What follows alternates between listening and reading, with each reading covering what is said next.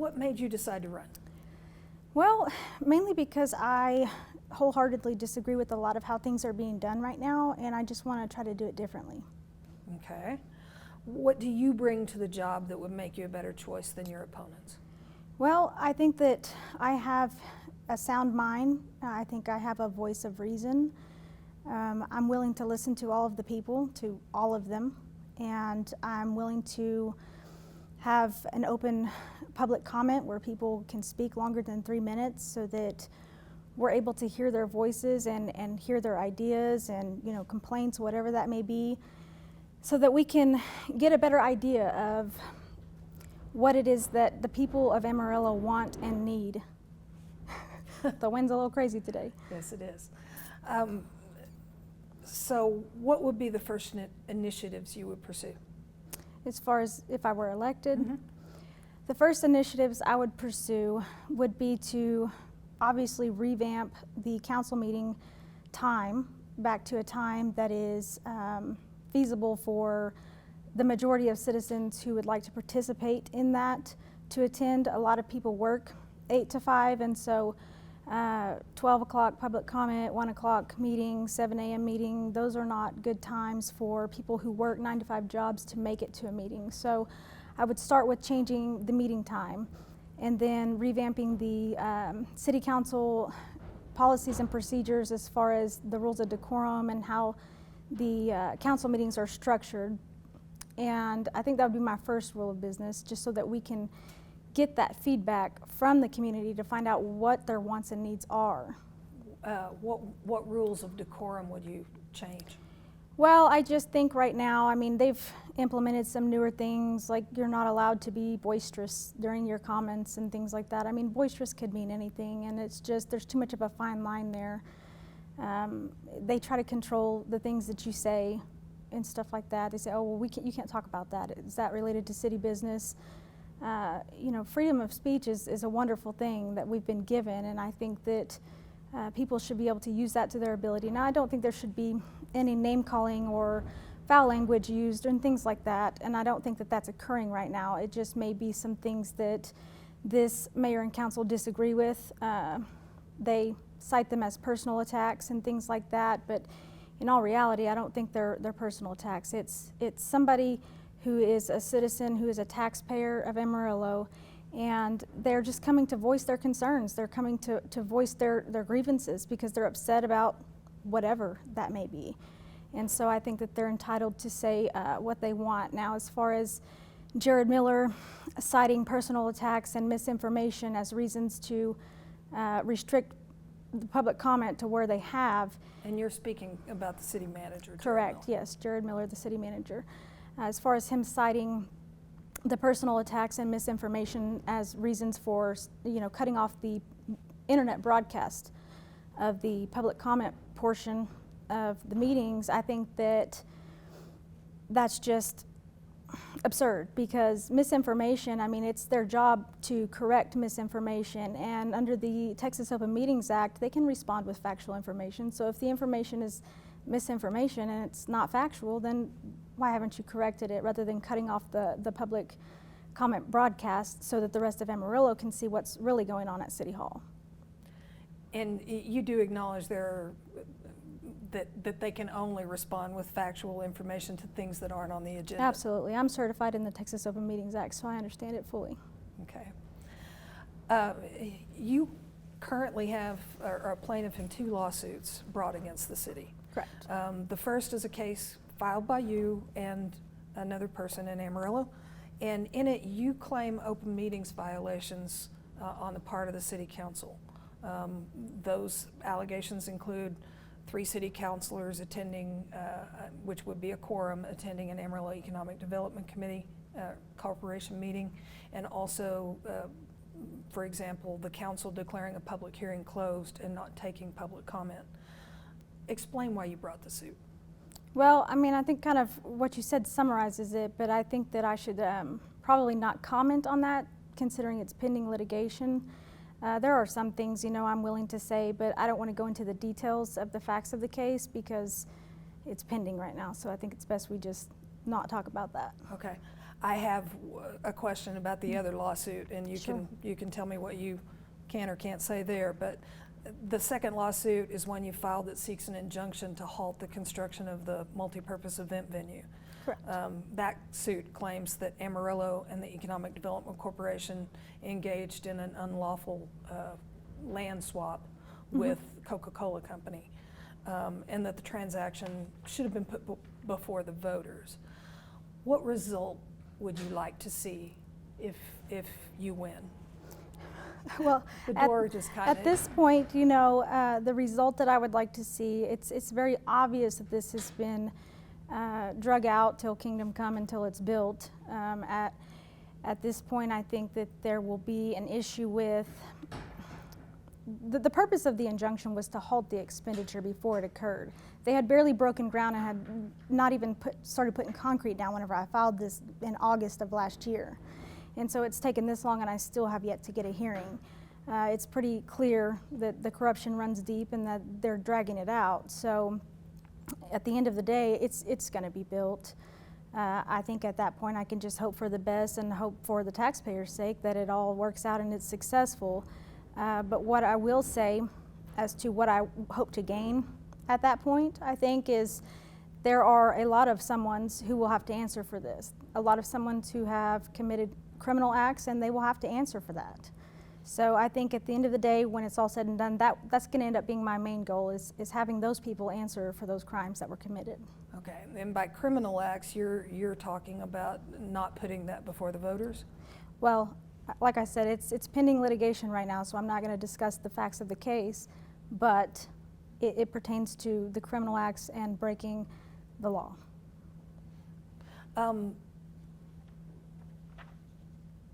So you established, just go to another question, you established a GoFundMe page in April of 2018 to raise $10,000 to help with those lawsuit costs. You've raised about $1,000. So how has the lawsuit been received by the public? Well, I've had a lot of positive feedback from it. I think everyone pretty much is on the same page as I am now, as far as kind of, we're not getting anywhere, we're spinning our wheels because of all of the roadblocks that have been put in the way. But initially, when I put that out there and when I decided to file the injunction, I had a lot of support.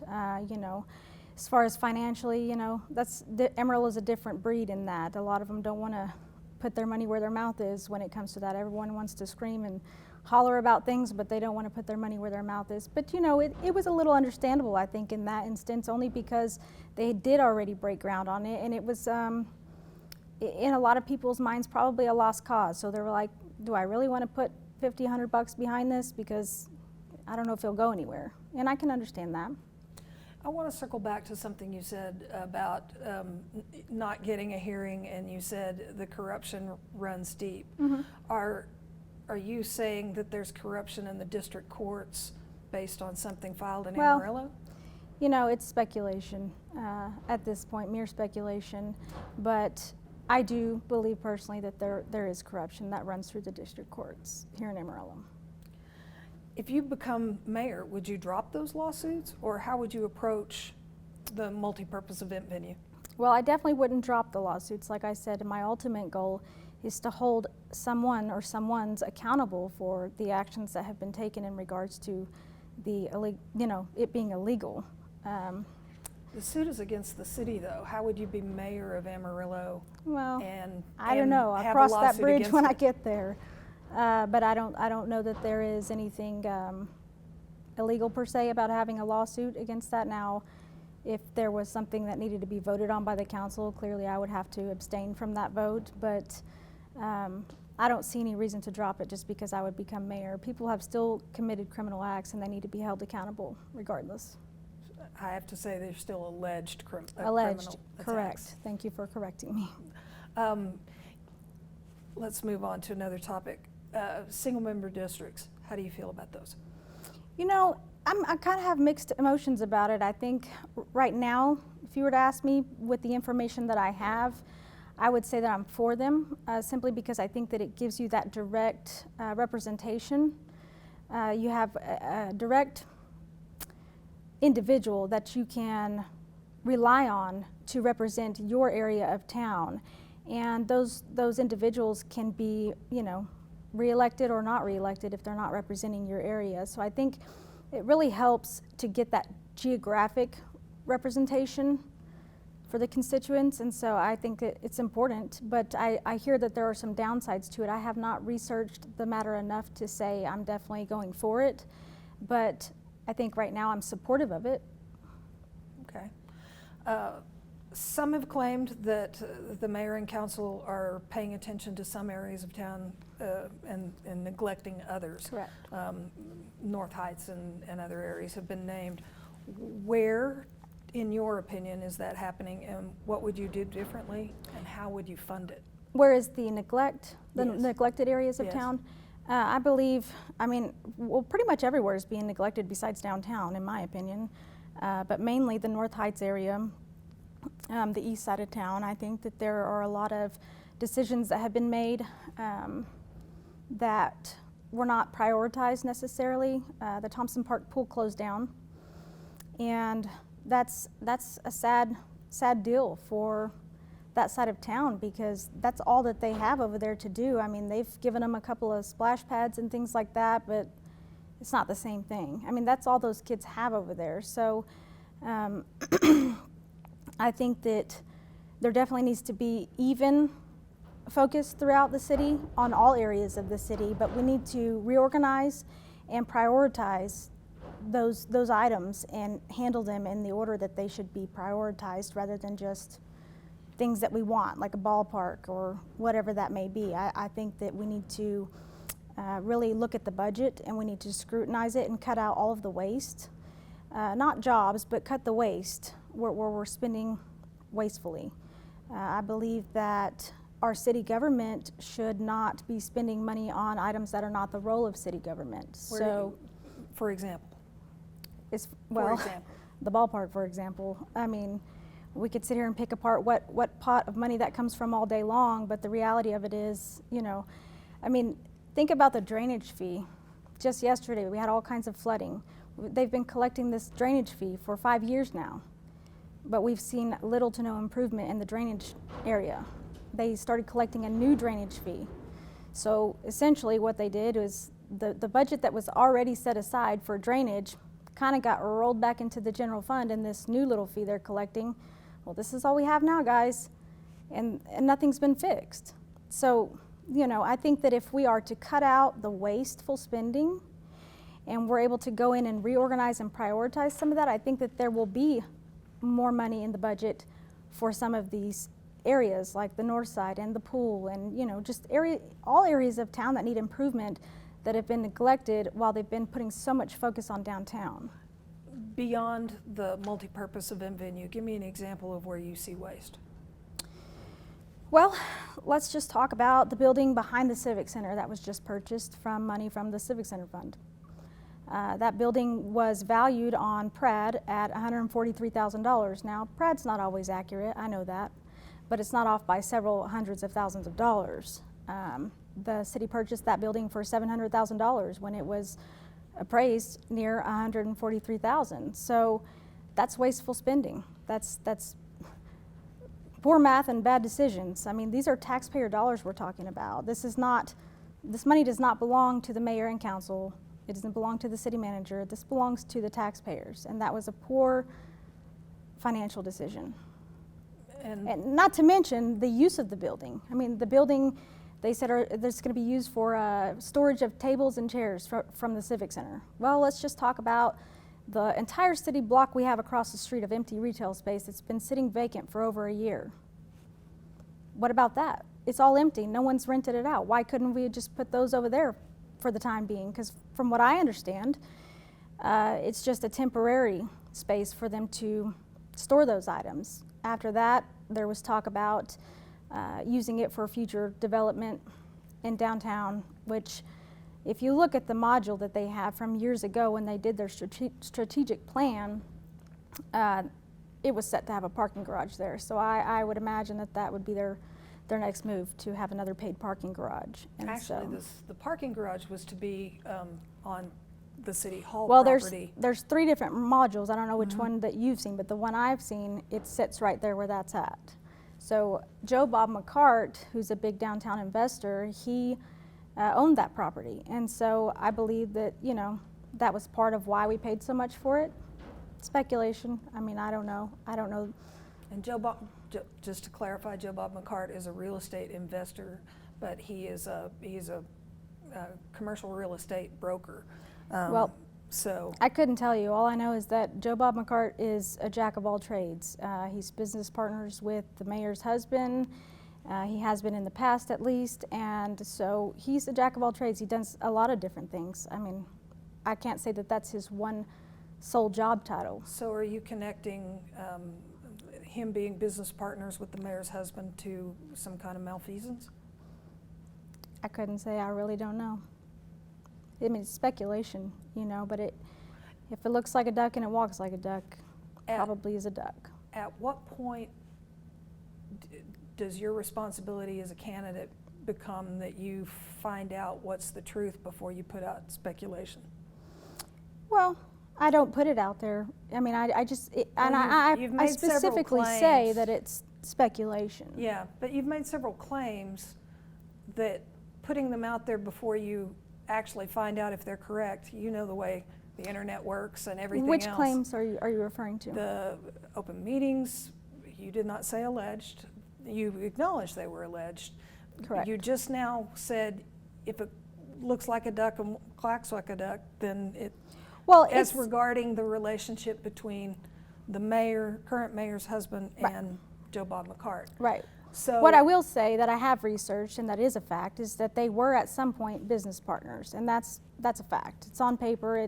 I retrieved documents from the Secretary of the State, and that's a fact. So do you it's not expect alleged, that it's a people fact. would connect you with malfeasance if something happened with somebody that you were in a business with or connected with in some way? Is your mayor? I mean, would people have that perception of you as a mayor, and maybe as if there was a project that was being done that was related to somebody that you were friends with or in business with? Do I suspect that they would suspect me of malfeasance? Mm-hmm. Is that what you're saying? Mm-hmm.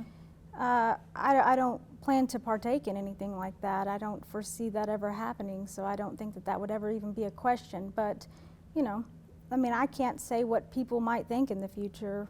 I mean, I'm sure there will be all kinds of things come up, you know, that will have to be addressed at that time. But at this time, I do not own any property in the city limits that would pose any type of problem like that or any type of question. So. Okay. Have you read the neighborhood plans for North Heights and the Barrio? You know, I haven't researched them in depth. I've seen some of it, but that's a subject that I am not well versed on as far as. What are your opinions of that planning process and they've begun the planning process for San Jacinto? Well, you know, I feel in years past that there's been a lot of promises made and a lot of commitments made that have not been followed through with.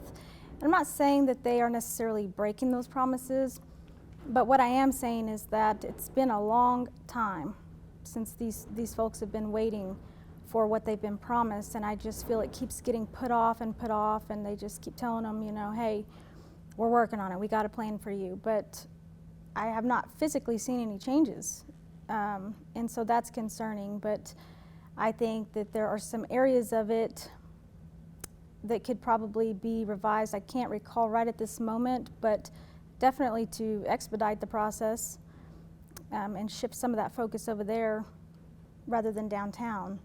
That would be one step. But like I said, I haven't researched it enough, and I have not read it thoroughly. I just know a few things about it right now. I want to go back to Thompson Park Pool and just ask you, I understand it was closed for safety reasons because of electrical and water connection issues. Where would you find funding to keep it open or replace it? Well, like I said before, right now my observation is that we are spending a lot of money on items that are not the role of city government. So if we reorganize and prioritize and we go through the budget and scrutinize it and cut out a lot of that waste, we're going to free up some money to be able to do those kinds of things. And do you acknowledge, I guess, that the city has begun a planning stage to replace the pools? Well, from what I understand, the last I heard, I'm not aware of that portion of it. What I am aware of is that they've started it's a financial assessment of the Parks and Rec department, and they said that that's going to take a year or two to complete, which I think is insane. I think it's just a reason to put it off even more, because initially it was only going to take 6 months to do. That was in the initial plan. But now it's turned into this long drawn out thing, and we might not even know if, once that is completed, if the budget will even allow for them to repair or replace the pool. Moving on to a Texas legislature topic, the ledge is considering enacting a property tax cap on local governments. It would require voter approval for a tax rate increase of 2.5% or more. What you were in Austin talking about that issue recently. What's your position, and how would that impact city needs? Well, you know, I had attended a council meeting the week prior to that, and I was listening to the mayor and council discuss the property tax cap, and you know, Mayor Nelson referred to it as an inequality issue. Well, the way she was explaining it was concerning to me, because the way she explained it is, other cities have kept their property taxes down here low. However, Amarillo has not. Here's the ceiling, here's Amarillo. We've already maxed ours out practically. So she says it's an inequality issue, because we don't have that ability like these other cities who have been responsible with their taxes to raise up, because we're already almost at the cap. And so that was concerning to me, because you know, our property taxes have already skyrocketed, and to not have any voter approval there just leaves the door wide open. I mean, to raise them astronomically, I mean, even further than they already are. And that's a burden. That's a burden on the taxpayers. So it was concerning to me. So when I found that out, and I was listening to her talk, she said she had made a trip to Austin the day prior to speak with them about this inequality issue. That was concerning to me. And I just immediately took action. I thought, you know what? If our leadership is not going to go to Austin and speak with our legislators about the property tax cap and be the voice for the citizens of Amarillo, somebody's got to do it. So I hopped on a plane. I decided that the next day I was going to hop on a plane that next week and head to Austin, and I was going to go to Austin, and I was going to be the voice for the citizens of Amarillo. I can tell you, I have not met one single person in this city yet that has told me they are against the tax cap. And I myself am not against a tax cap, but the way that I understand it, first of all, you said our tax rate is up here and other cities have kept it low. We have one of the lowest tax rates, property tax rates in the state. Well, they keep preaching that, but let's talk about your overall bill, what you write a check for. Yes, but your overall bill includes Potter County or Randall County and school district, and those are actually the largest portions of your property tax bill. So why would it be on the city to make sure that your overall tax bill is low? Well, I'm not saying that it's on the city, but if there's not a cap there, then that leaves the door wide open for them just to raise it however high they want. There is a cap right now at 8%.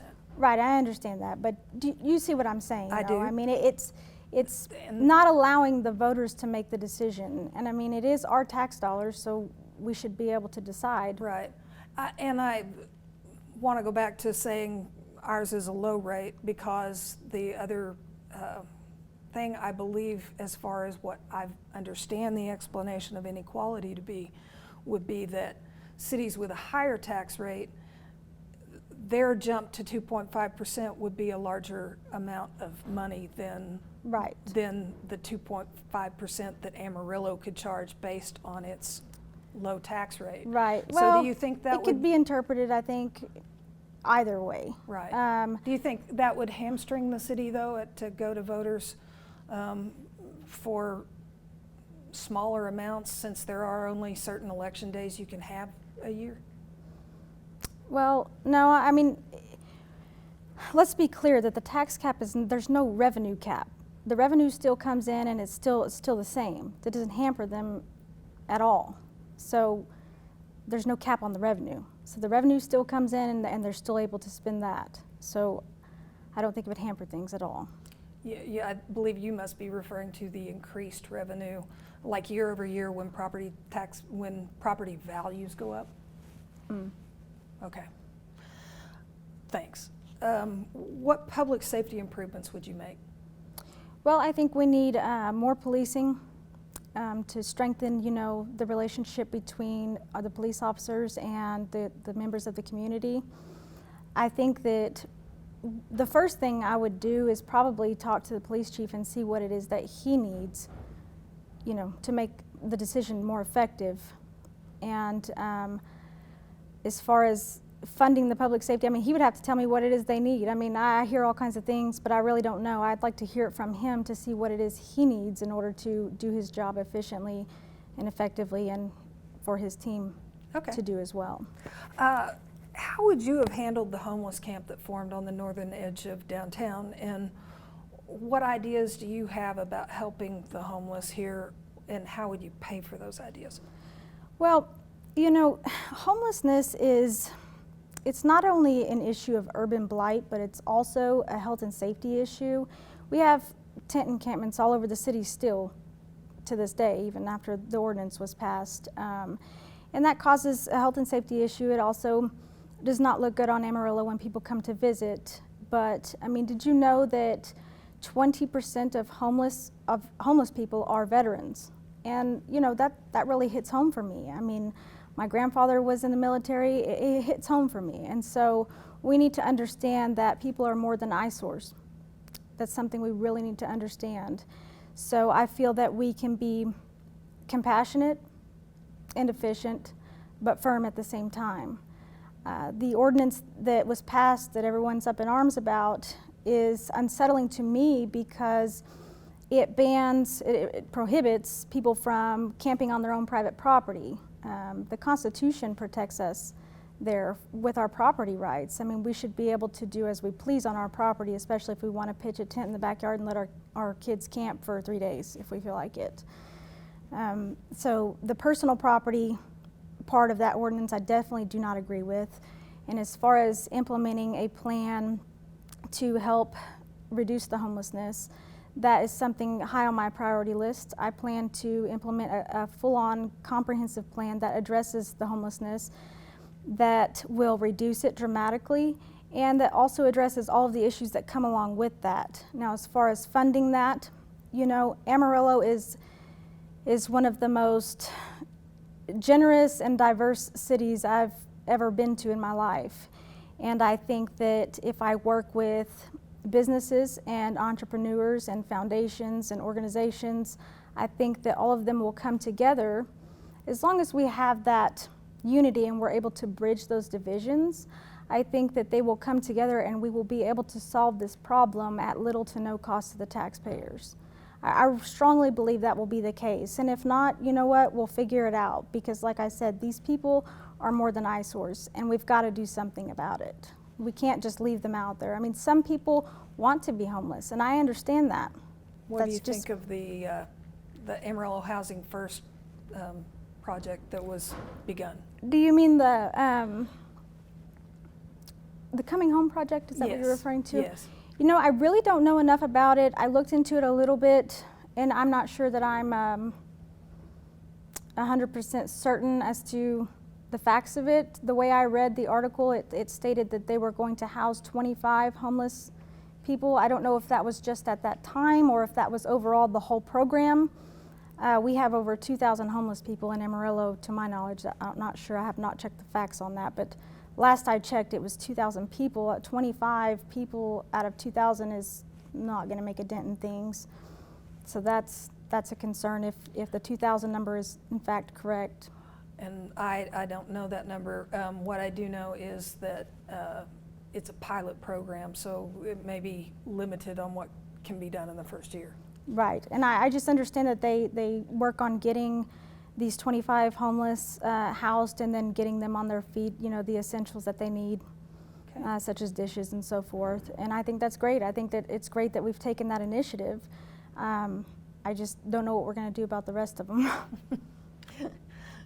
Everybody knows, everybody wonders that. We know one thing we need to realize on that, though, is that that's federal funding as well. It's not right now, the Coming Home Project is, and then also from private donors. Right. So that's not taking from the taxpayers. It's not taking taxpayer dollars to do that. And I think that if we were able to get more funding, federal funding, that would be an avenue to explore. Yes. Where do you stand on tax abatements and other incentive packages for businesses? And are the incentives for the potential Texas Tech Veterinary School worth the cost? Okay, it's what I feel about the tax abatements for businesses and incentives. I mean, we obviously need to always focus on growth. We need to grow our city. We need to develop and grow. There's no doubt about that. What I don't like is that we've been handing out tax abatements like it's Skittles. That's so frustrating. I mean, seriously, this is getting out of hand. We can offer other incentives to bring business here to Amarillo rather than just handing out the tax abatements like it's Skittles. Give me an example. Well, I mean, there's other programs that other cities use. I mean, we can come up with so many other things. There's grants that the state offers that we can apply for those. I mean, there's other avenues that we can explore. You know, if we would lower our taxes, our business taxes and our family taxes, you know, property taxes and so forth, that would draw a lot of business here. But unfortunately, we have really high levels, or high rates, and so I think that hinders enticing people to bring their businesses here. As far as You're speaking of business, like big corporations property and things. Tax, is that what you're Right, okay. just taxes in general. Okay. I mean, family taxes, whatever that would consist of, house, Right. your home tax. Right, but as far as business, what they collect is business real property Oh, yes, yes. and property tax. Right, and if we would, Okay. I think, have lower taxes in all aspects, I think it would definitely attract businesses to move here. Crime is another factor. For whatever reason, we're known for having high crime, and so if we were able to bring that down, that might be helpful in enticing people to move their businesses here. Now, as far as the AEDC is concerned, is that what you asked me about the Texas Tech? The veterinary, yes, the incentives for that project. The incentives for it? Mm-hmm. Well, the AEDC has granted or pledged, I guess you could say, $69 million towards the efforts for the Texas Tech Vet School. You know, my feelings on that are so mixed. I think that a lot of people think it's a great move, but the reality of it is really not. It's really not, because in 2003, the Texas legislators amended the Development Corporation Act to remove educational facilities from the definition of a project. Therefore, granting the $69 million on its face is illegal anyhow. So somebody didn't do their research when it comes to that. You're alleging something that I don't have information on. I just wanted to make sure Okay. this is a allegation or. Well, I mean, it's factual information in the law that I've looked up. Now, I don't know about. But I don't know if there are other ways that that could be, that those incentives could be done as far as jobs or some other thing rather than just the education piece. Right, but I mean, it's a project. Yes. The primary purpose of the AEDC is to create and retain jobs, but they're building. You don't think the veterinary school will do that? Well, they're purporting that they would, and just let me say, this is all, you know, my opinion, but these are things that I've observed. Right. They purport that it's going to create 70 jobs, and they're going to spend almost $70 million on it. So $1 million per job, that's quite a bit of money. That just doesn't make sense to me. Would there be other advantages than just creating the jobs? As far as or not, what other advantages do you think that the veterinary school might create for the city? Well, you know, that's a difficult question, because I think temporarily it might increase our sales tax revenue due to, new people in the people. economy. However, there's no guarantee in this that the students who attend there, that we can retain them to stay here around Amarillo. History and studies show that about 70 to 80% of the people who go through WT end up going elsewhere to practice afterwards. And so, that's a concern because we don't know how that's going to pan out. We don't know if we're going to be able to retain that. So, it's concerning. The other part that's concerning is that our city manager and our mayor and some of our council members have been going to Austin to speak to legislators about this. And they've been, I watched the videos where they were talking to the legislators and saying, we've already raised $90 million in private funds. Well, it's not private funds, those are tax dollars. 69 million of that's been pledged is tax dollars, and that's a fact. From what I understand, and this was just in other interviews, the council has seen businesses and other people coming to the table to make contributions that have lowered that 69 million to buy some amount. Well, from what I understand, I don't know, we've got conflicting information because from what I understand, it's actually going to, in fact, be more than 90 million. And I understood that the contributions that would come in after the pledge would go towards what would be above the 90 million, or the 69 million, I'm sorry. So that's the way I understood it, not that it would reduce what the ADC has pledged. I guess we both have some research to do on I that think one. I think we do. But that's frustrating. It's frustrating that they would, present it as though it was private money. I mean, if right now there's 90 million raised and the AEDC has pledged 69 million of that 90, that's taxpayer dollars. It's not a gift. It's not free money. It's not private donors. 69 million of it isn't. And so that's concerning. I feel that we do not need 2 veterinarian schools within 15 miles of each other. I think that would be a colossal waste of money. A second veterinary school in this? Well, WT has their whole veterinary program. WT has ag-related programs, Well, but they do not have the veterinary. Since 2009, WT has already spent $400 million into their veterinary efforts. And so they have also just broke ground recently, actually it was a little while back, on a $22 million project to expand that veterinary program or agricultural program, but it's to add veterinary classes too. And so I feel that after doing the research as to what Texas Tech would offer and WT would offer once this is complete, because they've already broke ground on it, it would serve only, building Texas Tech Vet School would only serve to duplicate the services that WT already offers or will offer as soon as this is complete. I believe WT isn't pursuing a veterinary school at this point. Well, we must have conflicting information because Okay. the research I've done, that's what I've found. So. Okay. And I would have to go back and see what you're looking at and sure. find out. What are your thoughts on the problematic rollout of the utility billing software? I have not looked 100% into depth on that. I know it's caused a big uproar because I see it all over social media. Everyone's complaining that they can't pay their bills, and I had one guy message me and tell me that his bank now has to cut a physical check, and mail it to them because there's so many issues with it. I think with any new software program, you're going to have issues.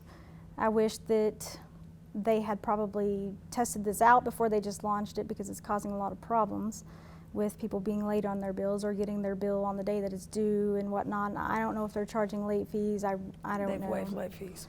Okay, well, I wasn't certain on that. And so I think it's caused a problem. I know I tried to log in to pay my bill and I still can't to this day log in.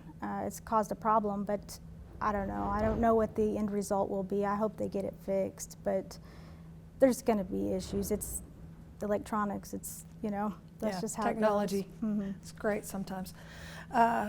What improvements should be made at the Civic Center, and how would you pay for that? So with the Civic Center, inarguably, Amarillo needs a new civic center. We always need to strive to bring visitors and tourism from out of town to Amarillo, because a lot of our budget depends on our hotel and sales tax. And so I think that's important, and I think inarguably a civic center would help do the trick there.